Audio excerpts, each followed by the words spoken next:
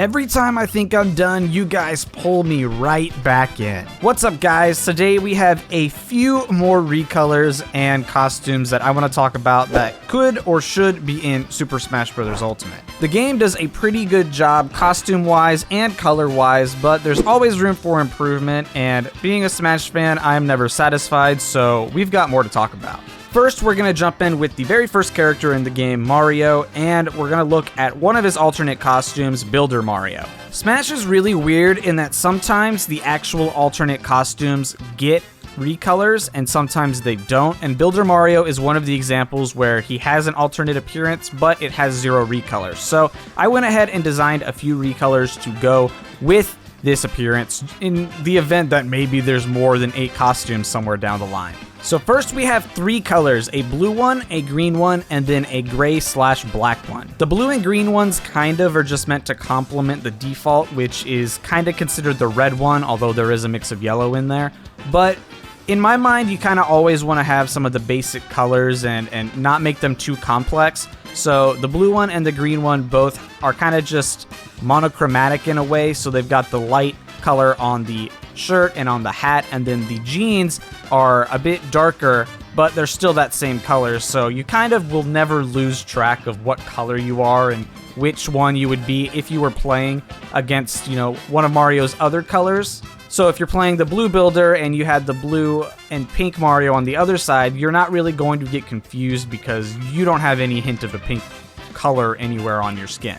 And then I went ahead and made the gray and the black one, which is kind of based on the similar color that Mario has for his default appearance. I thought it looked really nice with the Builder Mario outfit. I'm not sure if it's the brown on top of the gray and black, but I thought it looked really cool, and so I decided that this would be a good one to potentially have in the game. Following that, I made a red one, which is literally just Mario's colors, and I wouldn't realistically think this would be added to the game if Builder Mario got recolors, because it is far too similar to his default appearance, and you would run into the issue that I just outlined where you wouldn't be able to tell the difference at a quick glance during the fast-paced action of Smash. But I thought it would be cool to see what he would look like if this was his default appearance. And I think it looks pretty cool. Really, it's just normal Mario with a dual belt at this point, but I don't know. I thought the color seemed really neat, so I decided that it would be a fun idea. And last but not least, I made a pink one. This is actually a pink and white one. I kind of got inspired by the Captain Falcon pink skin, so I made it a pink and white one rather than all pink and just having the overalls be slightly darker. But you gotta have a pink one. And Mario, while he does have the blue and pink one that I talked about just a second ago, it's not entirely pink, and so I just wanted the pink one. I don't know what else to say. Alright, following the recolor train, we have a few for Piranha Plant that I made. These ones are really just based on other Piranha Plants that are in the Mario universe. All 8 of Piranha Plant's colors come from actual canon appearances, but since there's only 8, there are a couple that were never touched for the actual game. So first up, we have a blue Piranha Plant. Now, there is a blue Piranha Plant in Smash Ultimate, but that's based on a different Piranha Plant entirely. This one has the blue stem and the blue leaves, and this is based on the Frost Piranha Plants, which prominently are in the Paper Mario series. I'm pretty sure they showed up later on too, especially on like Fire and Ice worlds, like in Galaxy, for example, where you'll have Piranha Plants that breathe fire and Piranha Plants that breathe ice. But I think Paper Mario is where these first appeared, and I kind of liked that the design had a blue stem and leaf because all of the Piranha Plants have green stems and leaves, so I figured having one where it was all blue was kind of cool.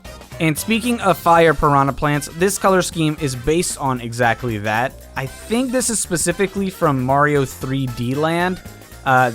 Maybe they had a different color scheme specifically for this game because other Piranha Plants definitely have breathed fire before, but this was an interesting brown one that I thought would be cool.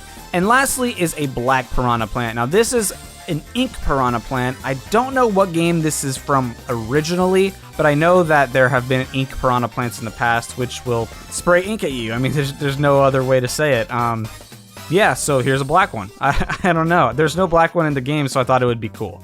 Alright, and the last set of basic recolors are 3 Kirby colors. First up is a brown Kirby, which comes from Kirby Air Ride. I decided to go for the dark body and the light feet because typically with Kirby, the feet are darker and the body is lighter, so I figured I would switch it up with the brown one. And that's why this specifically comes from Kirby Air Ride. There is a chocolate spray from Kirby Squeak Squad and Kirby and the Amazing Mirror, where the feet are dark and the body is light, but again, I wanted to be a little different with this color, so I did the original Kirby Air Ride color. Next is Purple Kirby, which also comes from Kirby Air Ride, but also is in Kirby Squeak Squad and Kirby and the Amazing Mirror, and these are actually the same color, so there's no need to differentiate between them.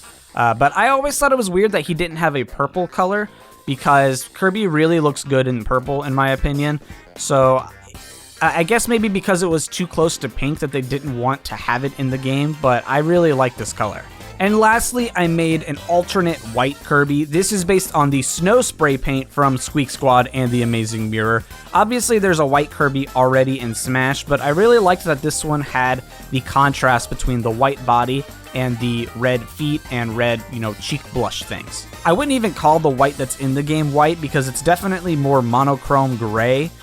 So this one was a little bit more fun because you could brighten up the white and give him a little bit more color mixed in with that. Although if I were to choose, I would definitely still have monochrome gray over this.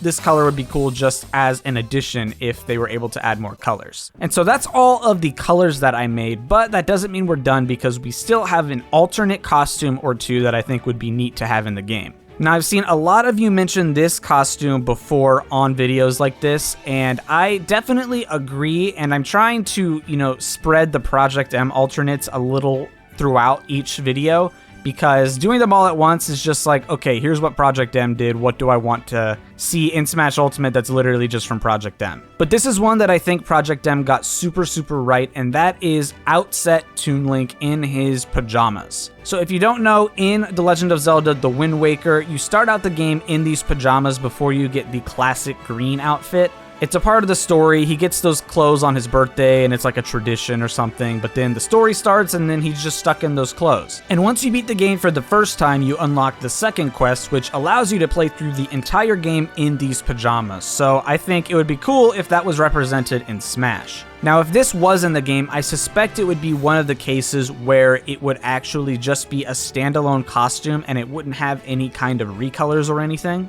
But that didn't stop me from making recolors. So first we have a red one and a green one. And then of course, I had to make a pink/purple one.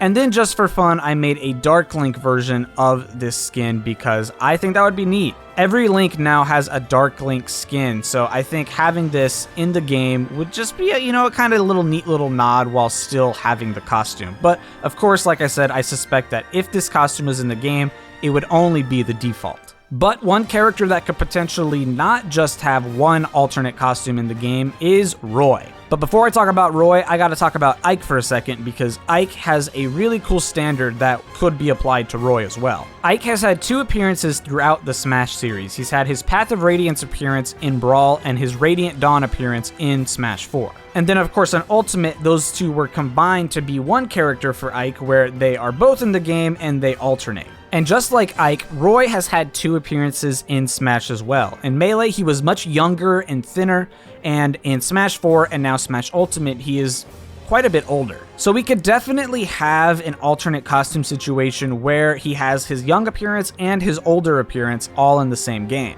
The overall differences in hitboxes wouldn't be too crazy. Obviously, there would be a little bit of a discrepancy when it came to the thinner Roy, but for the most part, when he's standing from the side, his hitboxes would not exactly be too different, especially considering that he has armor on in both appearances. So I don't know if I would call it a missed opportunity to not include young Roy in the game, but I do think that it would have been really cool to have older Roy as the starter, and then you swap over to a young Roy, and then old Roy, young Roy, old Roy, young Roy.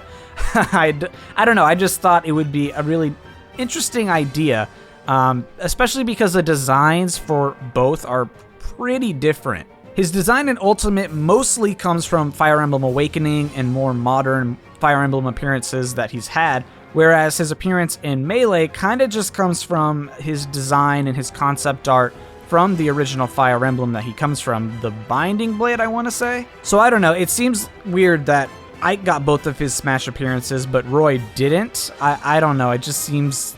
I will call it a missed opportunity, because it would be cool to be like, hey, this is Melee Roy, and then, you know, you switch over and you're playing Ultimate Roy. I don't know, it just seems like it would have been cool, and so I thought, hey, why not talk about it in this video? And last but not least is an alternate costume for Ness. I know what you guys are thinking, Pajama Ness would be awesome, and yes, he would be awesome, but let's go a step further. Instead of pajamas, let's do Naked Ness, okay? Earthbound in Japan had it, and it got censored in America. Let's get back to our Earthbound roots, and let's get Naked Ness. Now, I'm not talking about real Naked Ness, all right? Let's just have him censored the whole time, and I think that would be a perfect sort of meeting in the middle. Okay, I'm kidding. I don't want that at all. I just wanted to make the joke. Thank you guys so much for watching. If you enjoyed this video, be sure to hit the like button. If you're new, be sure to subscribe and leave me a comment letting me know what you thought of the costumes that I talked about in this video. Peace out, guys, and I hope you have a fantastic day.